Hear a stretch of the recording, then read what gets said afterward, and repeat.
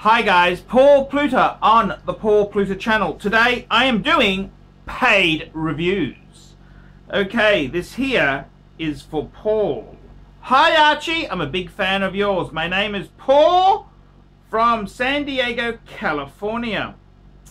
I'm 20 years old and a community college student pursuing nursing. I am writing to you to get some pontifical review and advice regarding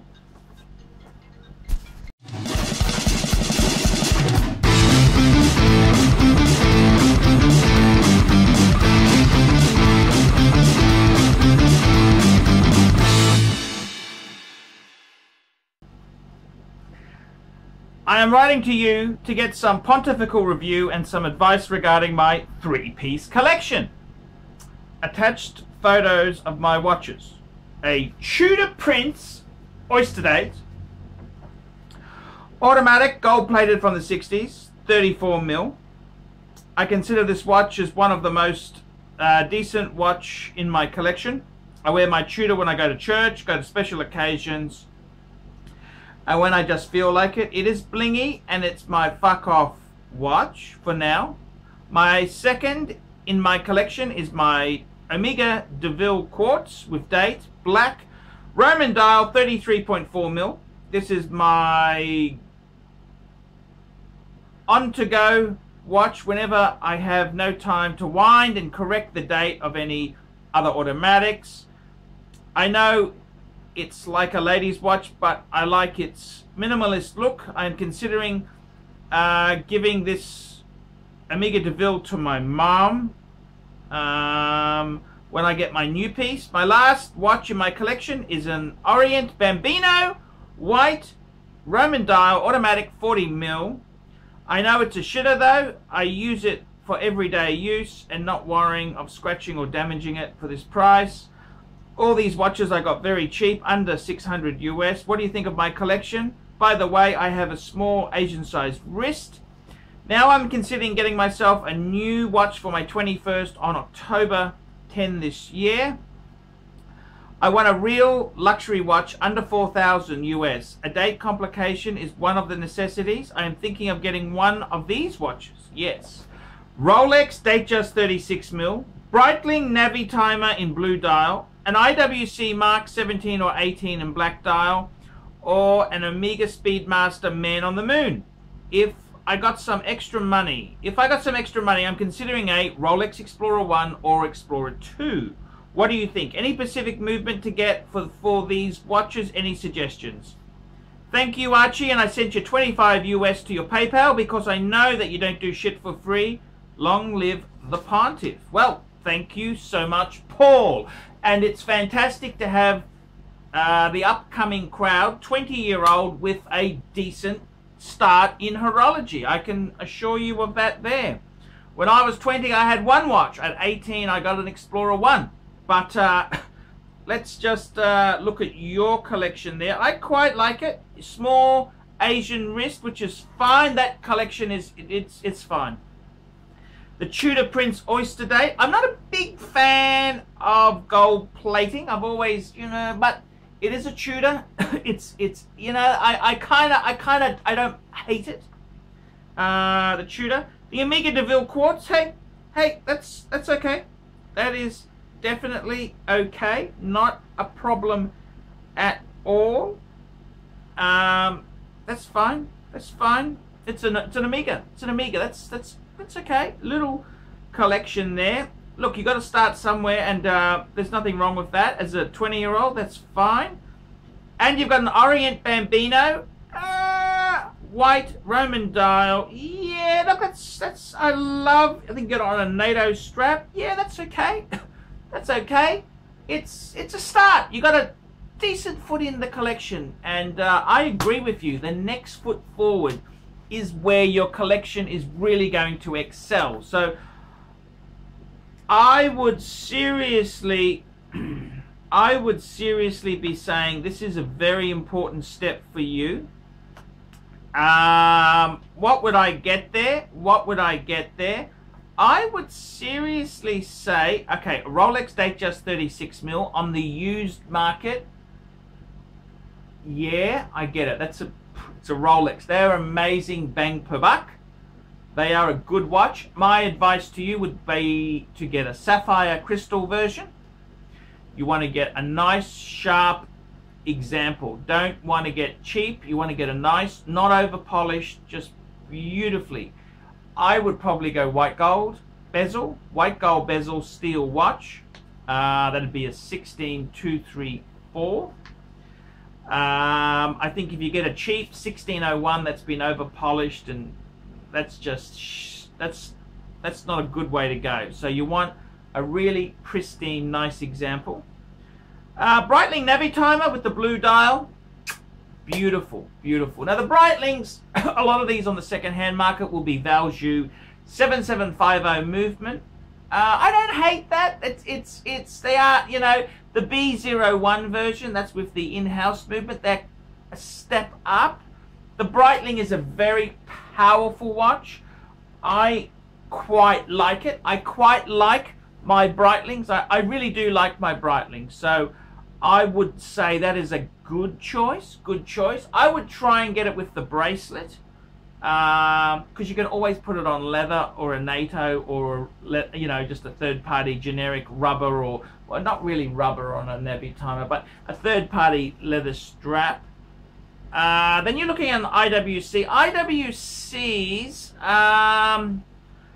look, they've really good bang per bucks on the used market. You definitely would not buy that new. I think IWC is good quality, good attention to detail.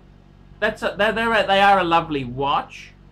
And then an Omega Speedmaster, man on the moon, man on the moon. I absolutely adore that watch. I think it's just so cool.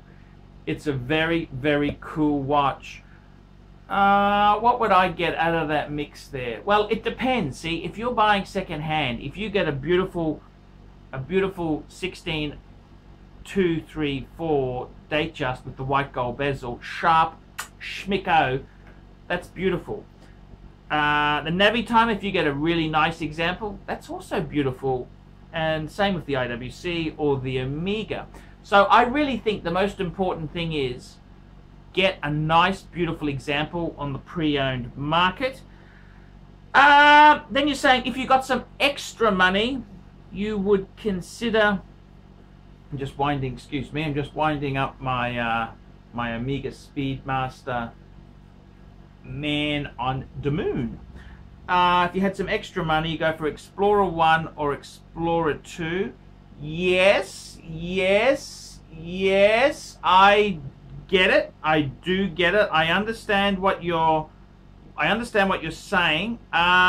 Is it worth it, or what do I think? Would I look? I really think if you want a Rolex, I reckon the 36mm 16234 Datejust with white gold bezel is a beautiful Rolex. I don't think it's any less a Rolex compared to an Explorer 1 or an Explorer 2. I think that's quite doable.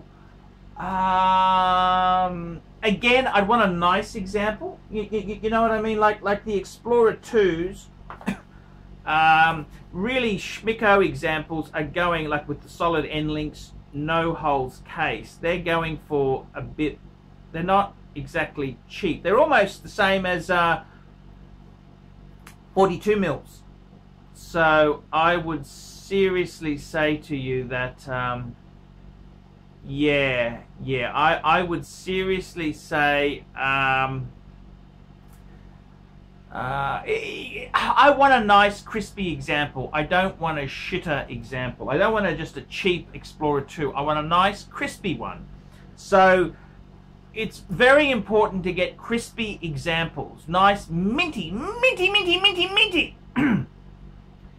You don't necessarily must have papers or a box. I mean, I want nice crispy examples, because that's what makes a beautiful watch so much better. So I think that's the most important thing. Get a nice example. Don't go cheap. when you're starting out and watch collecting, it's always easy to go for the cheaper one. You think, oh, this was well priced, it's a little bit over polished, it's this or it's that.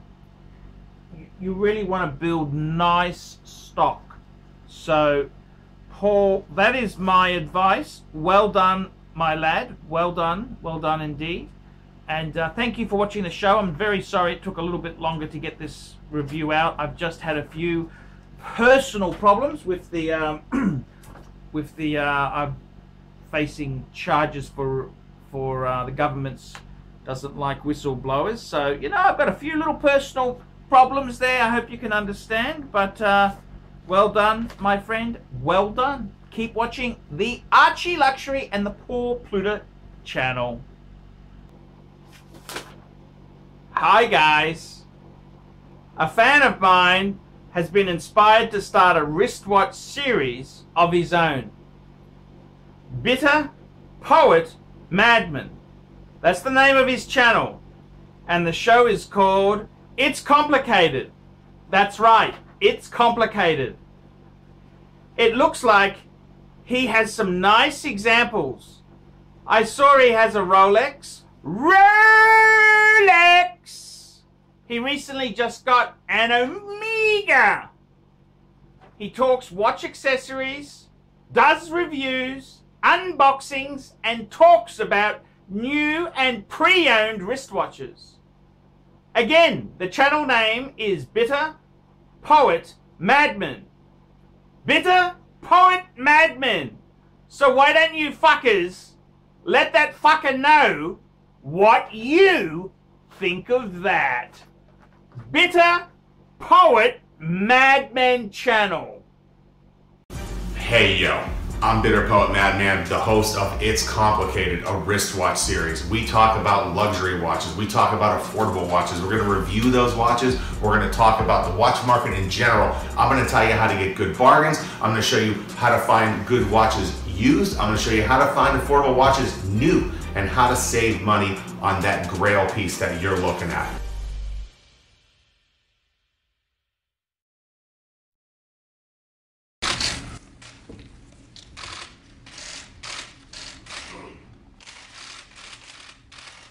Okay. Hi guys, Archie Luxury channel, Poor Pluta channel, and my good friend Tanzillin, answering super chats. It's not about the money. It's not about the money. I feel like I'm doing my passion. Tanzillin, simply the best. And he's got another one for you here. How's this? It's not about the money. It's not about the money. It's my passion. Shitling on time. Simply the best. Now, guys, I gotta tell you, I struggle to survive full-time on YouTube. Please look in the description below for 10 ways you can keep me full-time on YouTube. Guys, I really need your help. Please consider getting a paid video review. I'll do a review on any watch, any question you want. Guys, you can sponsor me on Patreon. You can sponsor me for as little as $1 a month. $1 a month. And that just keeps me going on full-time on YouTube. Guys, you could also, I do phone calls. You can talk to me for an hour on the phone, Skype or WhatsApp, for $50 US. Guys, I really do need your help to stay full-time. Ben cannot survive on Google Ads alone. Please help me. Please help me stay full-time on YouTube. And guys, don't forget that. It's not about the money. It's my passion. Shitling on time. Simply the best. Tanzillin, thank you. That's a sponsored bit from Tanzillin. I can do that for $150 a month if you email me directly. Look below for my email address, guys.